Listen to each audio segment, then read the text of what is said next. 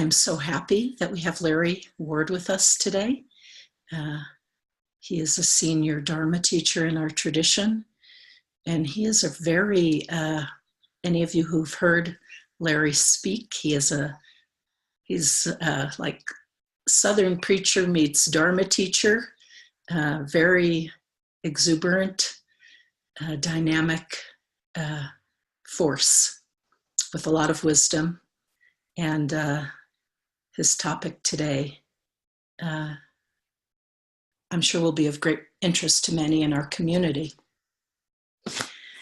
So Larry, I'm going to turn it over to you. Thank you so much for being with us. Thank you, Nomi. And greetings and thanks to all of you who've tuned in and are tuning in. And I'd like to begin with a short meditation. So if you could check in on your body and your posture at this moment and find a way to relax your body once you become aware of where it is and what it's doing at this moment. See if you can have an awareness of your feet or a cushion or a chair as connection to the earth.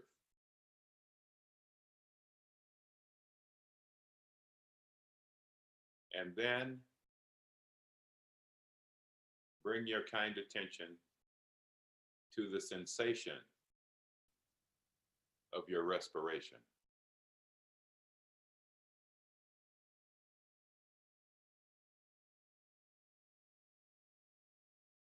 Just noticing the experience of the in-breath and noticing the experience of the out-breath.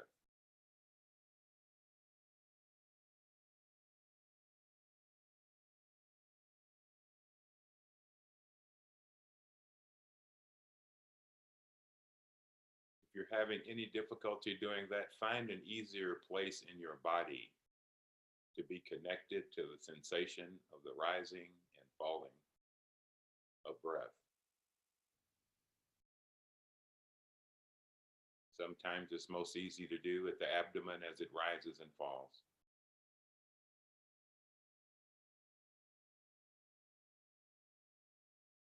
Or the tip of the nose as the wind of the breath touches you as it enters and exits.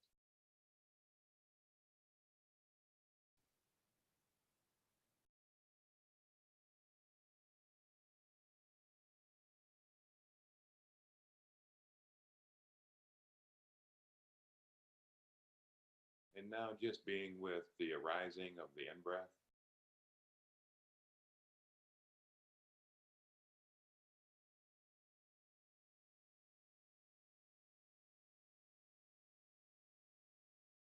The arrival of the in-breath.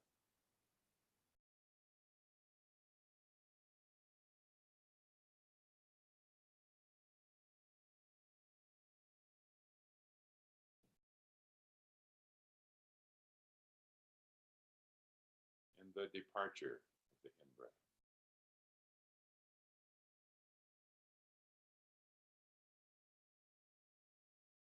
The departure of the in-breath.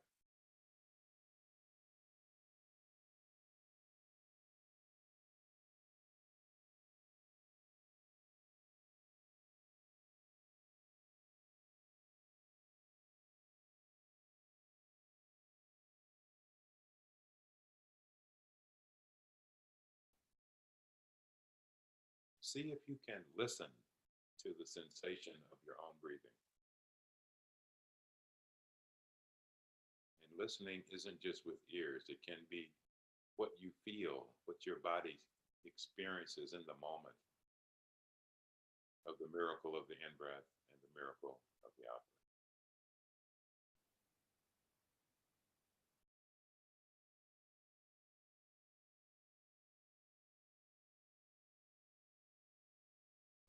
For the arrival of the out-breath.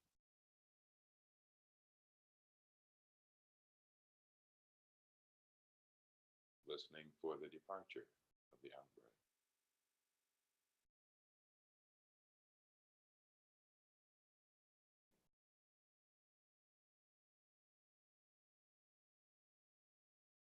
listening for the arrival of the in-breath.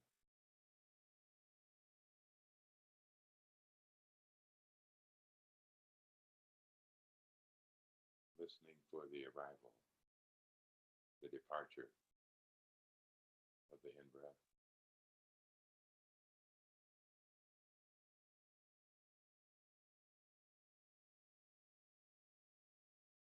Riding the wave of the in-breath with your mindfulness. Riding the wave of the out-breath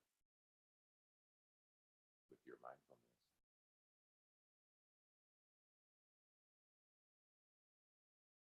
With your kind attention.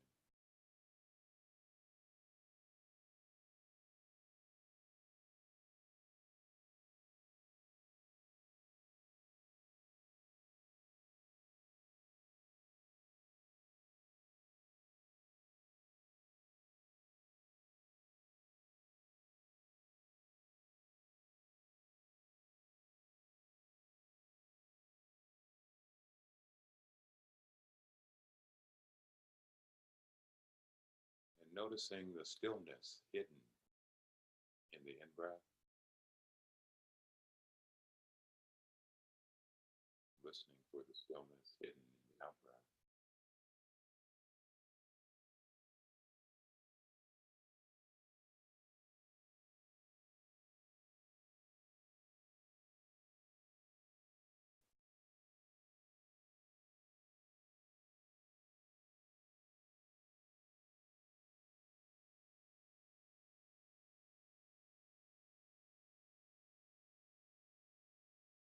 Now just relaxing in the stillness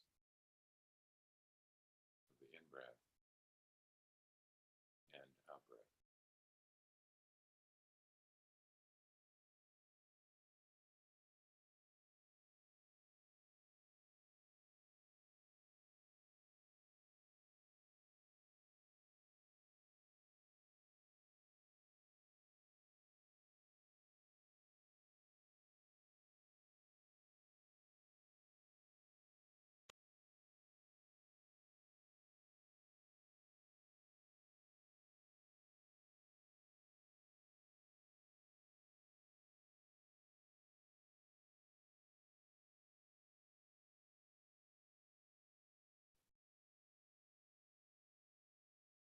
Just resting in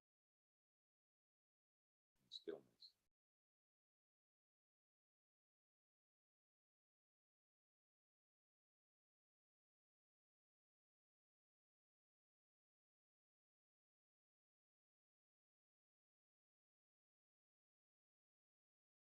And now bring your full attention back to the sensations of your body, your posture, your position, your feet on the floor, your back on a cushion or chair. And take a second just to savor the wonder of the in-breath and the out-breath.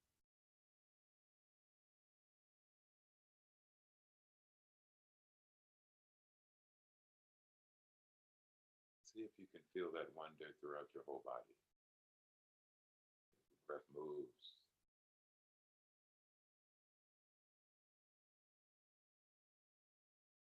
And we move with it.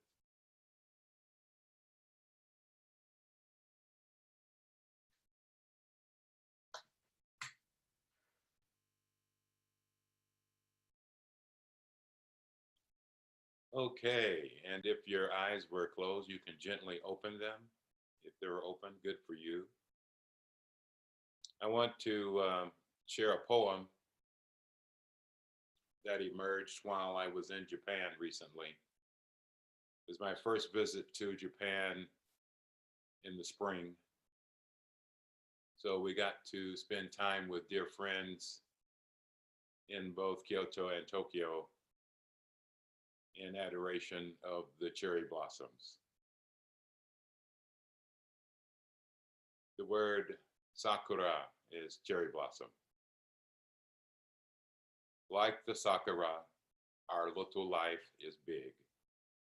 beauty held between earth and sky, fragile yet strong. Here and now, the glories of spring, freshness, a new start, a new earth, rains and wind come, carrying all of us in the river of time. Away we go to nowhere and everywhere, joining the dance of the eternal return.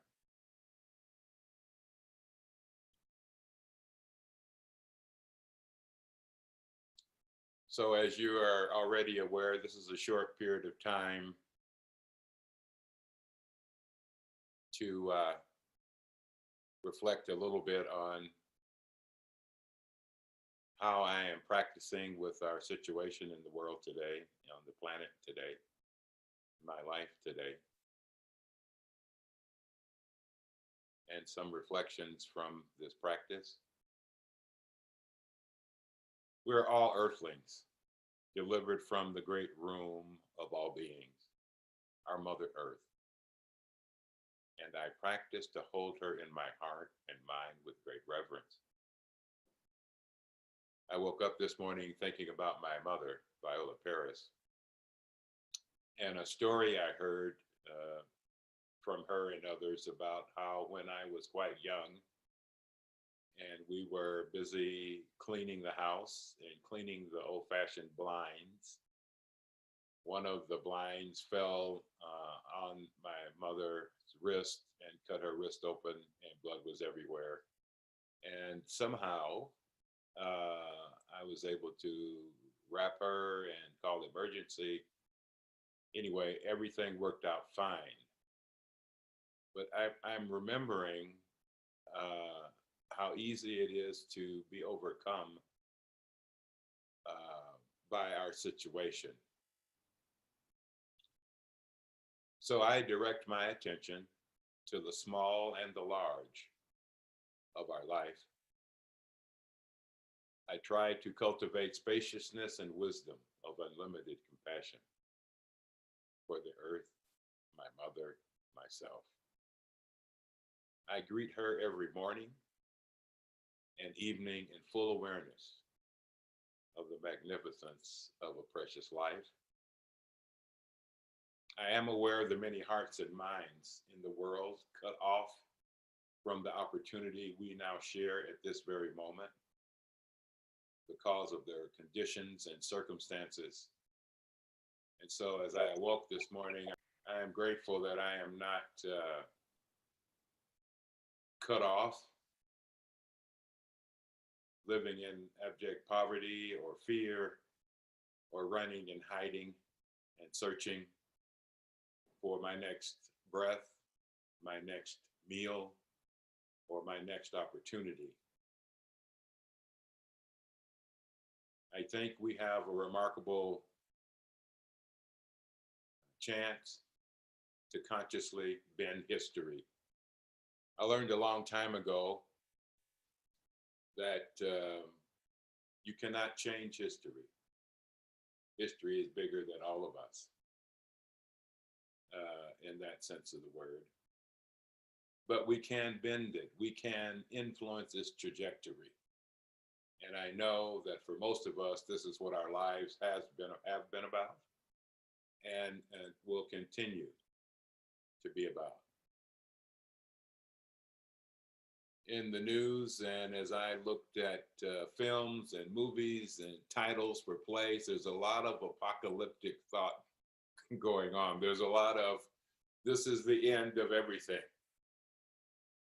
In human history, you can find both culturally and religiously lots of stories about the end of things. Human beings have always been concerned with death and with destiny. I think the big shift that we are having at this moment is this is not simply a matter of our human destiny. It is a matter of the destiny of all beings that are on this planet. That's a lot to take in, given our conditioning. When you go and read things about apocalyptic thought, it is all centered on human beings. So it's a revolutionary act to begin to shift our consciousness to see ourselves as one among other species without our conceit, which is at the heart of our difficulty, in my view. Now, an apocalyptic thought from different traditions, it describes a crisis that could be an intervention of a war, a change in the environment.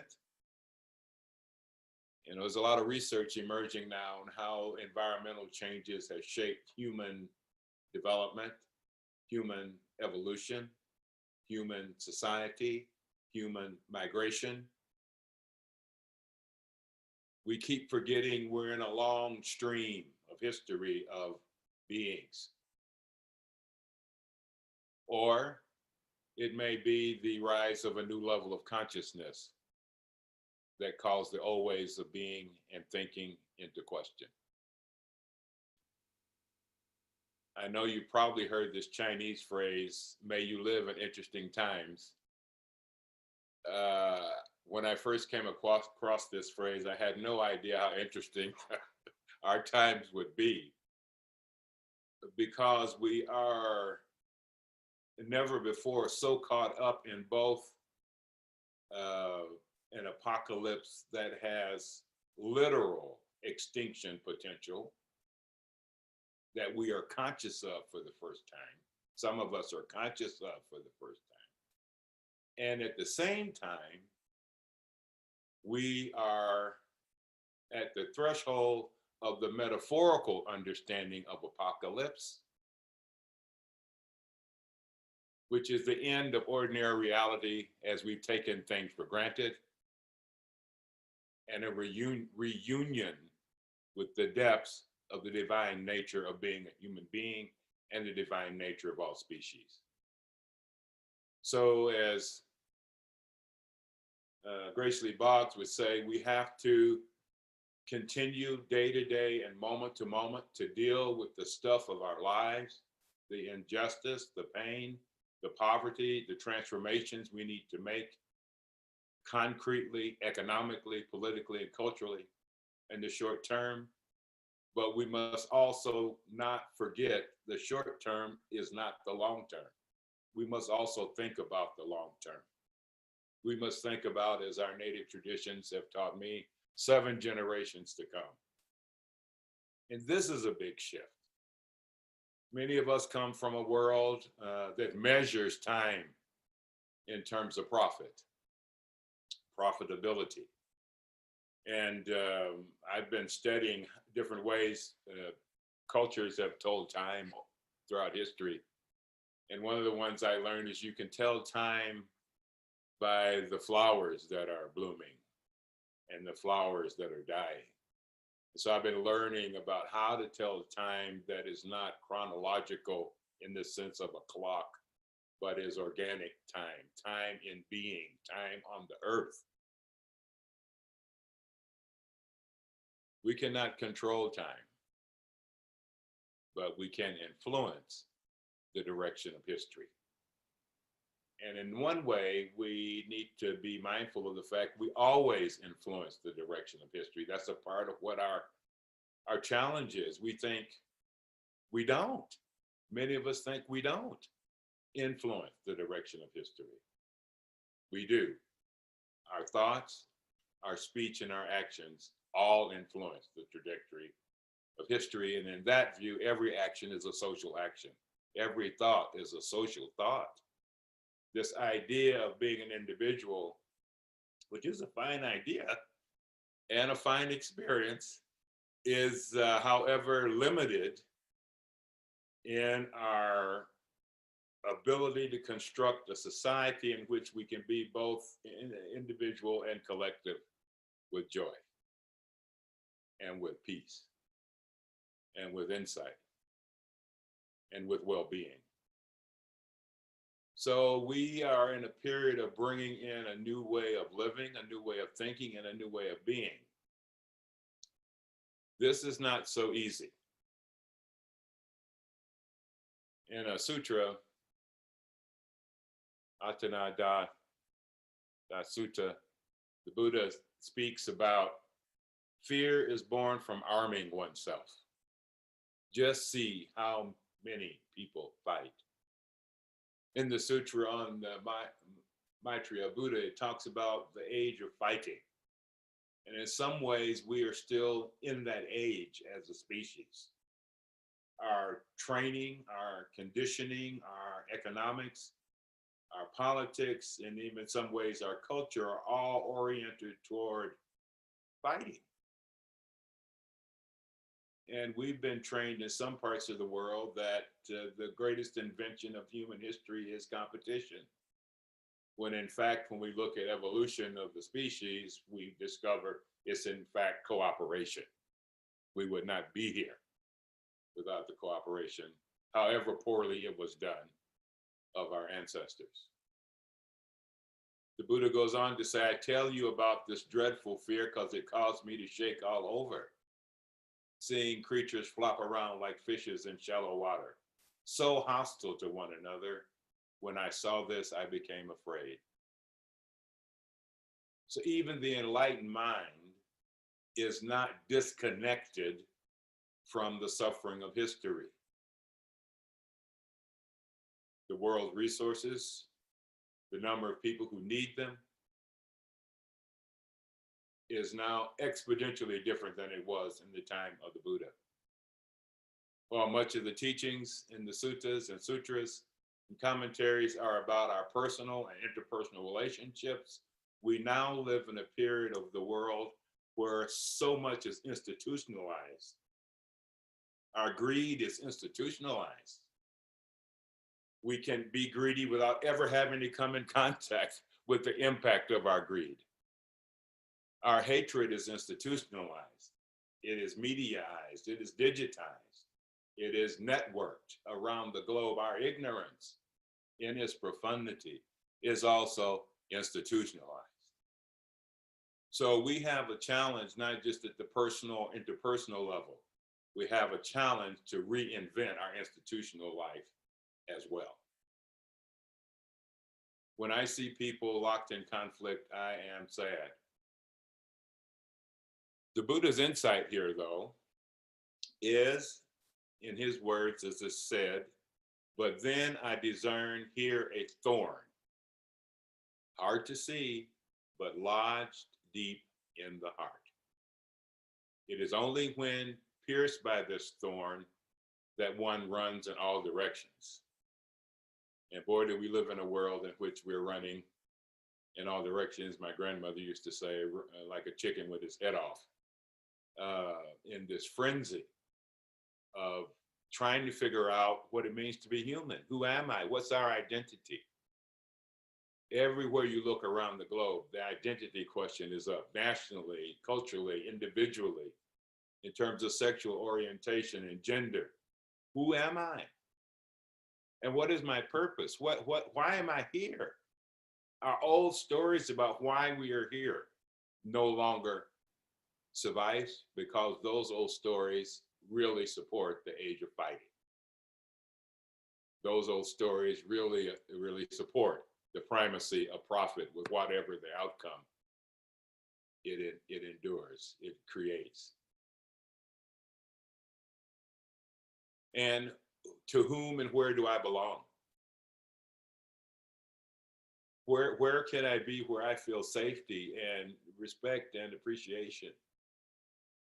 These for me are spiritual issues at the core of our social, economic, and political dilemma. Human society, by nature, is flawed. To me, that is great news for bodhisattvas. It means job security. For our work of healing and transformation, of wisdom and compassion, cultivating this in ourselves, developing this in ourselves, is something we can never stop doing. The harmful behavior we see around us and within us can somehow lead us to despondency. We want to give up. But at the heart of our desire, the question is, what do we desire? And that desire can be manifest not only again as individuals or collectives. Desire in three forms: attachment, to grab things we like and to hold on to them, whether we have the right to them or not, or aversion. Or do we live in a time of conscious aversion, of hatred?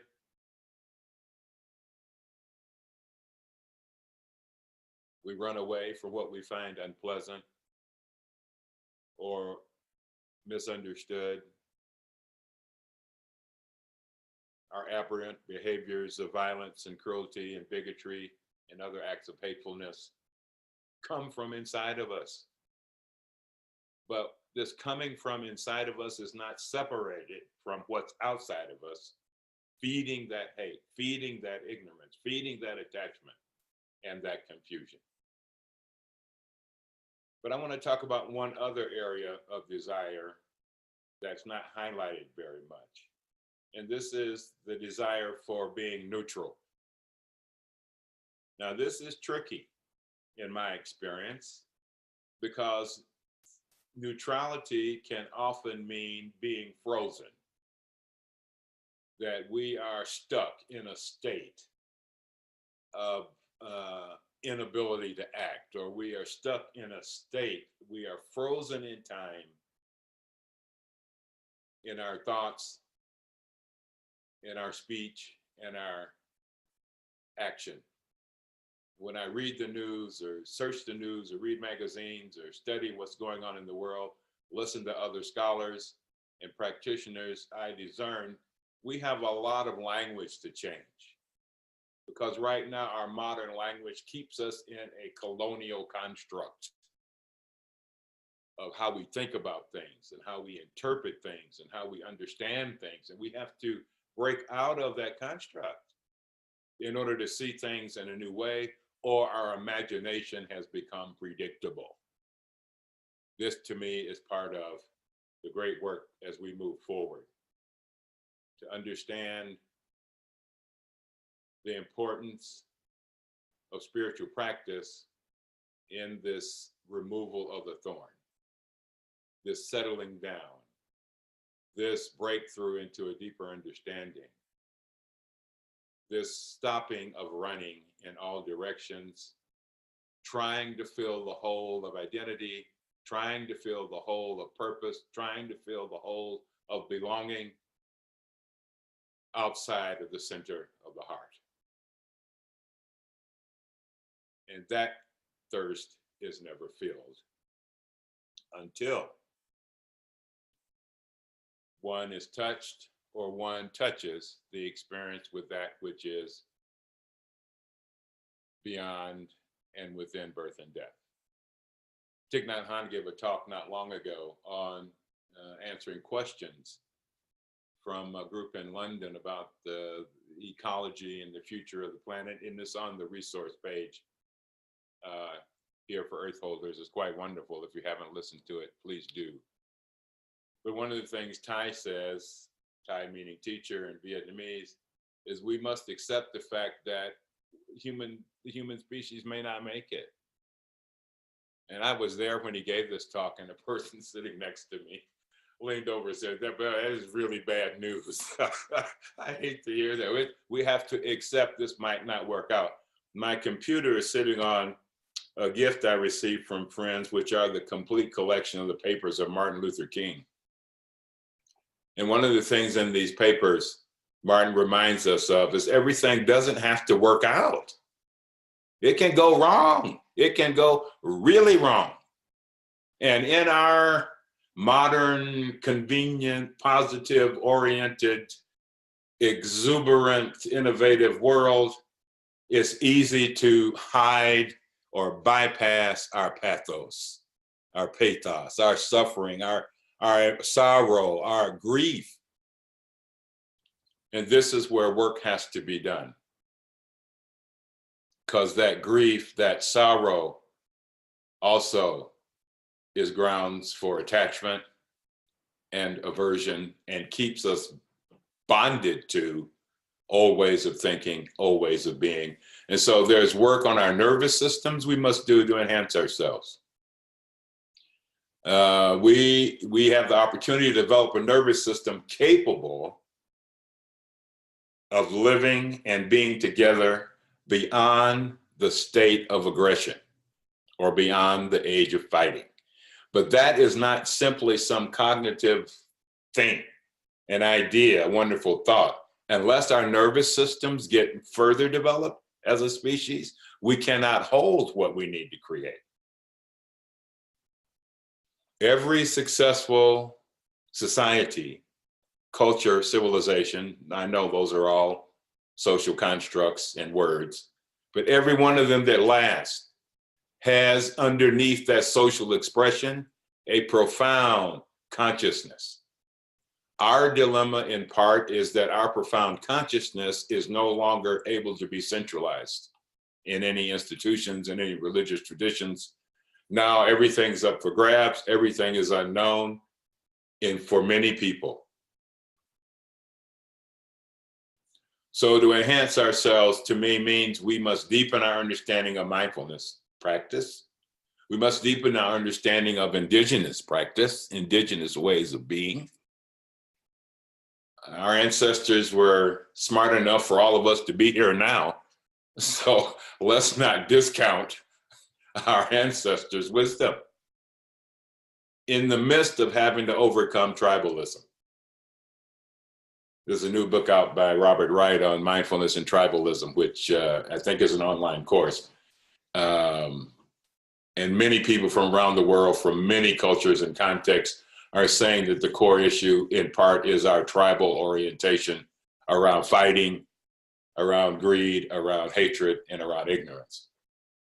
So we must train ourselves to enhance our own nervous system so that we understand how to handle the trauma of our life, not just the childhood developmental trauma, the historical trauma, but the day-to-day trauma of living in a modern world, which in many ways our nervous systems are not prepared for.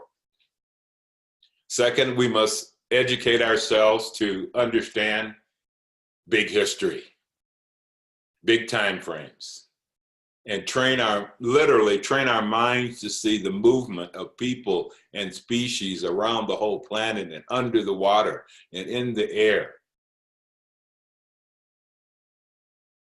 We must deepen our understanding of the psychology of the heart and mind of human beings. We have only begun.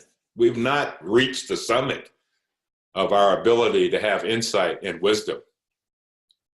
We can bend history every day by being mindful of, am I measuring my life only in economic terms? Am I measuring my life only in colonial constructs and language? What is success? Our attitudes, what is rewarded? What is not rewarded? What is hidden? What is not in the open?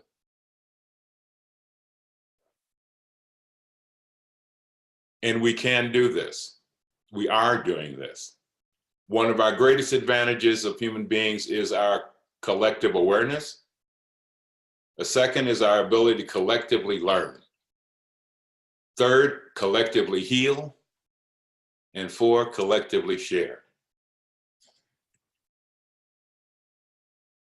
And in my view, the only way forward is to go deeper.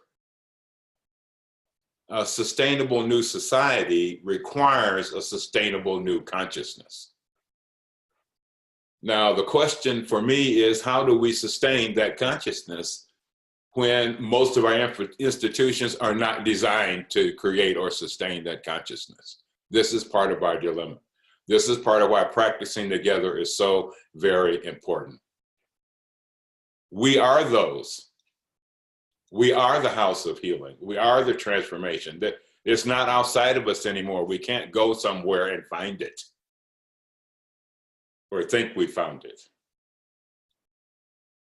There's a talk by Thay also on touching eternity. I've been meditating on that, and I've had some experience with that, as I'm sure all of us have. But to touch eternity, which in Thay's language he talks about as walking in the Pure Land with every step, with every breath, or the kingdom of heaven, to use some other images. But touching and being touched by this experience, why this is important is it facilitates transformation at the root of our consciousness, enters us into awareness of non-duality or interbeing as a state of mind, and further can help us develop interbeing and non-duality as an attitude and a way to understand our actions and considerations in this world. Without that experience, there's a recent report from Yale from a cognition project, and we see this in terms of the environmental matter and other matters. It doesn't matter how much data you have. You are unlikely to shift your paradigm without an experience that facilitates that. So for me, the question is, yes, we must continue to do what we're doing, but we also must explore and experiment with new ways of creating opportunities for people to experience the eternal dimension. Nirvana, the extinguishment and the ending of constructs and ideas and graspings, if only for a moment, because once a person experiences that moment, nothing is the same. Everything is revealed for what it is. And of course we have constructs. Of course we always will have social constructs. There's no escape from those things. But what is the quality of those constructs? What is the quality of those ideas? And don't be misled. We also have to do some cognitive work. We need fresh ideas about what it means to collectively learn, collectively awake, collectively express, collective imagination. But my mind is, whether we are a poet or a gardener or a therapist or a school teacher or a business person, to ask yourself, what can I do so that, one, I experience often enough no coming and no going, that I'm not confused about the nature of things, so that what I create is not inundated with the energies of the old, but can carry the wisdom of the old. And there's some qualities here. First, that I experience when I encounter this interbeing experience, it is momentary. It's in the midst of a meditation, a walking meditation, a hike in the mountains, looking at cherry blossoms, hanging out with my dog Charlie. There are moments in which everything stops in stillness. You realize, and this somatic illumination of non-duality ends the concept of self and other as a permanent structure. The second thing that happens is that you experience unspeakable peace, a kind of, well, you just don't have any enemies anymore. It all vanishes in this peace. Third, you experience immeasurable joy. I experience immeasurable joy as I experience my life as no longer in the state of being a victim to history, to being born, to this circumstance, to the modern world. And so I step into boundless freedom. And what that means is that the path is not outside of me. The path is not somewhere else. The path is not someone else. I am the path. You are the path. And as the path, you have the opportunity, the right, and the obligation to reimagine what it means to be a human being, to reimagine what it means to have wellness-based society. To imagine, this is hard to imagine what it means to be at peace with one another. Because often what we mean by being at peace is we're so busy, well, that's not peace, it's not busyness. And sometimes we're busy, I understand that, but you understand what I'm trying to say. So few of us have this experience often enough for it to become not just momentary, but temporary. Becomes more of a state of trait, to use neuroscience language, becomes a trait of the way of being in the world. And so whatever work we're doing, whatever work you're doing, whatever work I'm doing, design a life for yourself and design opportunities for others to experience this illumination, this peace, this joy, this freedom, and this imagination, which for me is our opportunity to bend history, irregardless of our name or our location or our work. We can bend history in the very small and in the very large, because inside the very small is the very large, and inside the very large is the very small.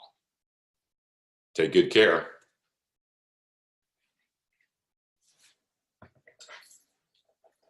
Back to you, Naomi. Dear friends, wow, beautiful. Thank you so much, Larry. I'm probably going to have to listen to this at least 2 more times to take it all in. So gratitude for the ability to record it and post it and have it be available. I also want to say now, before we go into Dharma sharing, to check out Larry and Peggy's website, the Lotus Institute.org. They have a beautiful institute, and Larry has some other talks posted there. They also send out a blog from time to time. And as is our tradition, the teachings are given freely. And so we offer our generosity to our teachers. And so if you would like to offer Dana, you are welcome to do that there. So Larry, turning it back to you. Sure, thank you, Naomi.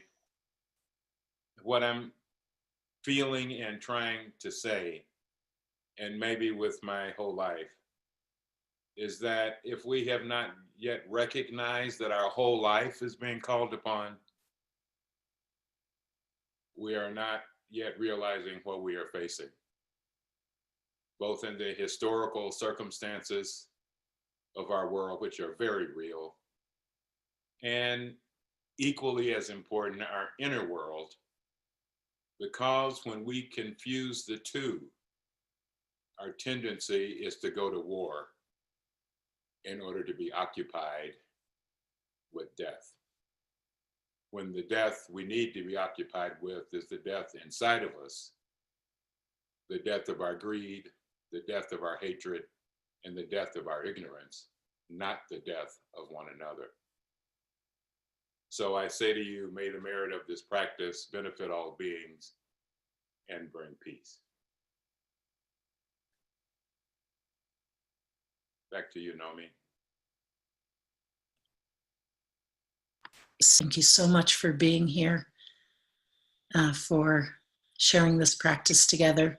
I'm always so nourished, which is such a surprise because I keep thinking this hard screen here will be a barrier, but I feel all of you and feel gratitude to have the opportunity to practice with you.